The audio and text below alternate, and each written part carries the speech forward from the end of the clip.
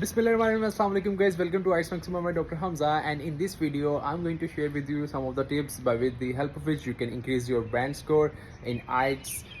So सबसे पहले important बात ये है कि अगर आपकी रिक्वायरमेंट किसी बैंड को अचीव करने की 7 है और आपको 7 रिक्वायर्ड बैंड है और आप अपने रिक्वायर्ड बैंड को पा लेते हैं तो ज़्यादा स्कोर करने की क्या ज़रूरत है इसमें।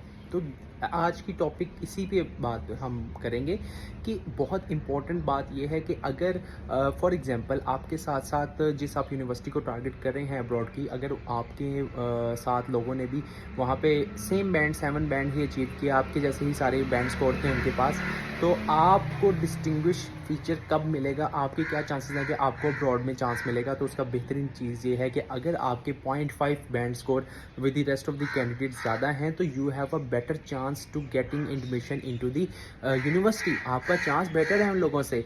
सो प्लीज़ ये काएँ को थोड़ा सा बर्दाश्त करें। आज मौसम बहुत प्यारा है, सो आई थॉट कि आज स्टूडियो से बाहर निकल के वीडियो बनाते हैं। सो आपके लिए मैं वही चीज़ बात कर रहे थे इस बारे में कि बहुत ज़्यादा इंपॉर्टेंट है कि 0.5 के बैंड स्कोर से मैंने अपने बहुत सारे जानने वालों का एडमिशन रुकते हुए देखा है और 0.5 ज़्यादा होने की वजह से लेते हुए देखा है। फॉर एग्जांपल अगर किसी यूनिवर्सिटी की रिक्वायरमेंट है 6 बैंड्स, ठीक है, and you get around 6.5, then you have stand a better chance as compare to the one जिनके 6 बैंड है। एलिजिबल वो भी हैं उस क्राइटेरिया पे, बात समझ रहे हैं आप लोग, एलिजिबल वो भी हैं, बट आपका अगर बैंड ज़्यादा है और 2 कैंडिडेट्स आपस में आके स्टक हो गए हैं लेकिन एडमिशन की स्लॉट एक है, तो उस कैंडिडेट को जिसके आइट्स में ज़्यादा बैंड स्कोर है उसको प्रेफर किया जाता है as compare to the one जिसका आइट्स में बैंड स्कोर कम है।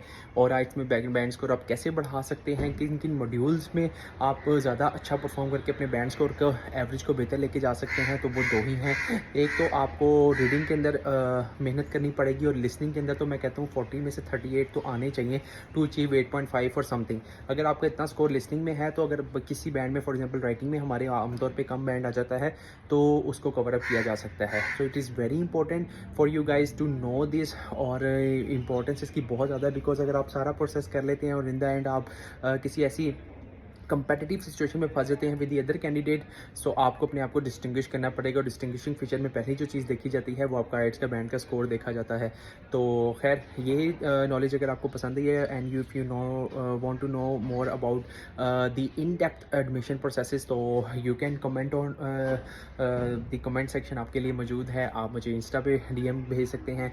सो I will be there for you guys to help you out and to secure a position in the universities outside and to have a very better future. So see you in the next video. Until then, take care. Allah Hafiz. Bye bye.